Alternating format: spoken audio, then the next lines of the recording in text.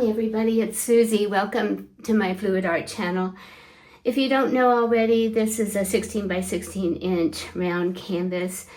I have an idea to do a swipe around the edge and then a bloom in the middle. I did that once before on some short videos, but I haven't really done it on a long video where I can show you what I'm doing. So first I'm gonna put the colors around the edge.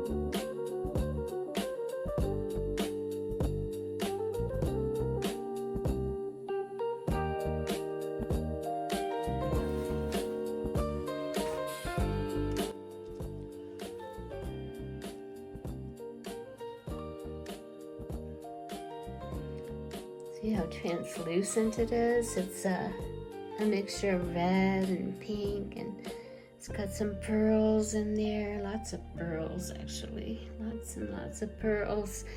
And here's the edge. The edge, the orange and the yellow showed up more than the red did. But I like it, I like it. I kind of wish that the middle had more orange and red. I mean, I could do the blue over, but I'm kind of liking the pearls. So I think I'll leave it.